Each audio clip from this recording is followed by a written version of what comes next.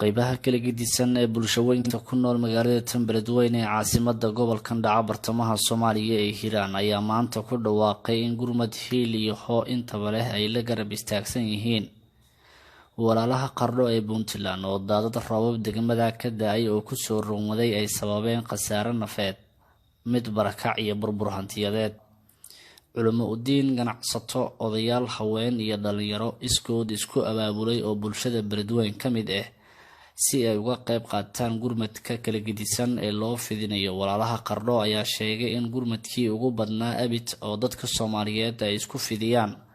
maalmaha soo aadan uu ka bixi doono Beledweyne isla markaana la gaarsiin doono bulshada Qardho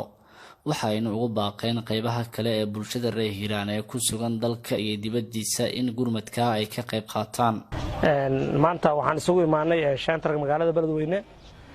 bulshada qaybaheeda kala duwan hadii aan lahayn culimo hadii aan lahayn ganacsato hadii aan lahayn dhalinyaro hadii aan lahayn waxaan rabnaa inaan bilaawno maanta gurmadkii walaalaheen daadadku saameeyeen reer Qardho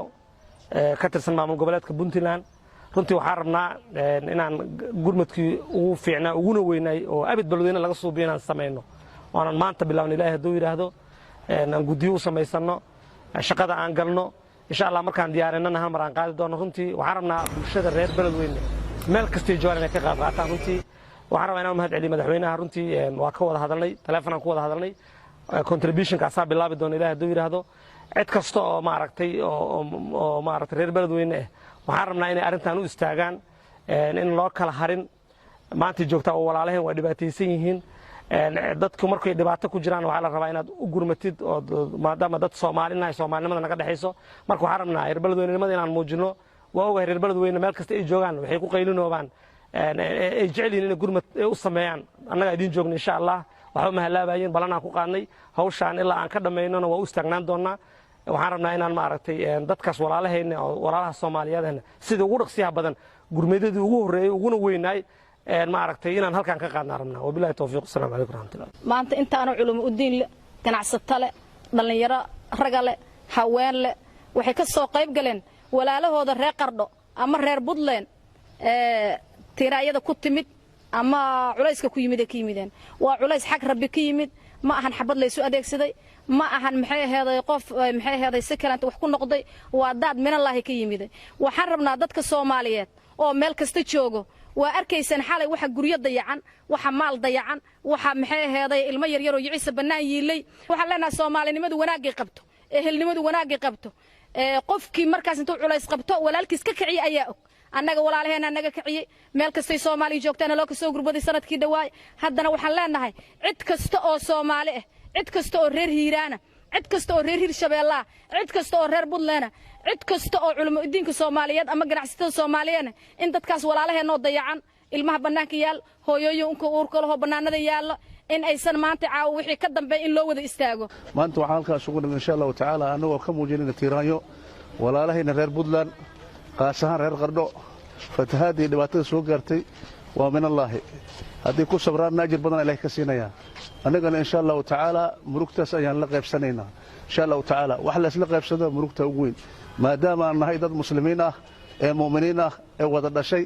haddana Soomaali ah Soomaali eel baan isku nahay haddana qaasahan reer Hiiraan waan isxagnaa muxuu ahaa Puntland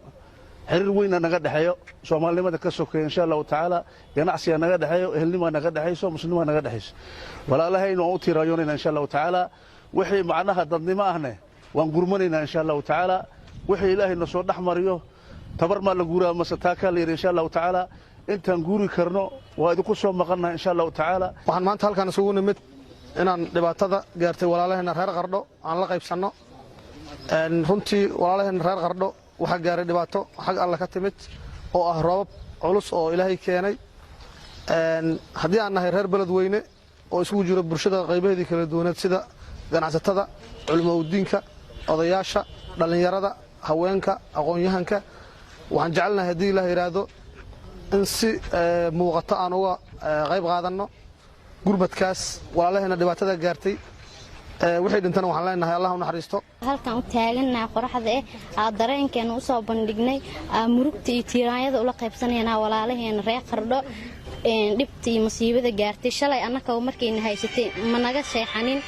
wax walba way noo soo diyaariyeen xoog iyo xoolo diyaaray noola ahaayeen maantana anaka hiil iyo hoob iyo xoog iyo xoolo intaba diyaara u lanahay waxa leeyahay beledweyne waa qardho qardhana waa beledweyne maanta waxaan halkaan iskugu nimid shantarka magaalada beledweyne in aan u istaagna hadduu la ku diidina caawinaadii walaalahan reer qardho ay daadadka ku dhufteen waxaan maanta u taaganahay haddaan nahay reer beledweyne in aan ka qayb qaadano gurmad lixaad leh oo muuqdo aan meesha ka geysano ayaan diyaar u nahay arintaas ayaan u taaganahay waxaan baaq u dirayaa guud ummadda Soomaaliyeed meel kasta ay ku nool yihiin inay garab iska siiyaan inkastoo dunidu maanta isu socodkeeda oo liito haddana waxa jirto aalad la wada adeegsado oo wax la isku gaarsiiyo walaalaha muslimiinta ee meel kasta ku nool ee Soomaaliya waxaan rabnaa inay ka qayb qaataan dhibaatadaas meesha ka dhacday gaar ahaan reer beledweyne waxaan rabnaa saqiir iyo kabiir rag iyo dumar inaan dhabarka xiranno waxaan cunayna qayb ka mid ah ama inta badan aan u wareejino walaalahan bismillaahir rahmaanir rahiim bismillaahir rahmaanir rahiim bismillaahir rahmaanir rahiim reer qardhow reer beledweyne qoraxda uma taagna kaliya inay muujiyaan reer beledweyne qoraxda taagan reer beledweyne waa reer qardho reer qardhana waa reer beledweyne reer beledweynow war kaca maanta dhibaatada haysata qardho barrina waa na qabsan kartaa war aan istaagno qof walba wuxuu awooda aan u istaagno qof walba wuxuu kari karaa aan u istaagno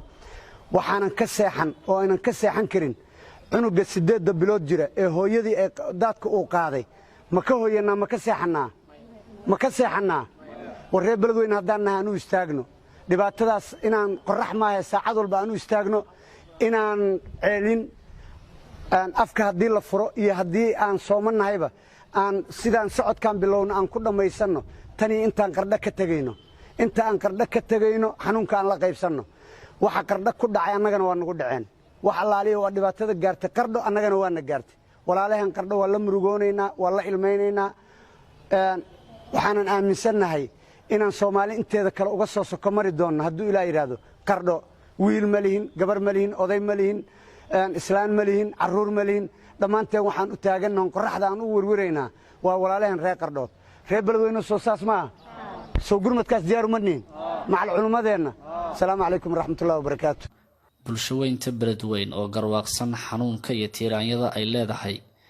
daadadka iyo fatahaadaha ku dhufta Soomaaliya dhibaatooyinka laga dhaxlo maadaama fatahaado iyo daadad soo noqnoqday si sanadla ah beledweyne sanadidii ugu dambeeyay ay ugu dhufanayeen ayaa lagu wadaa in maalmaha soo aadan gurmad xoogan oo ka kooban xoolo raashin iyo sidoo kale agabyo kale ay gaarsiiyaan walaalaha qardho waa maxamed ibraahim siya telefishinka caalamiga Hiiraan Bile beledweyne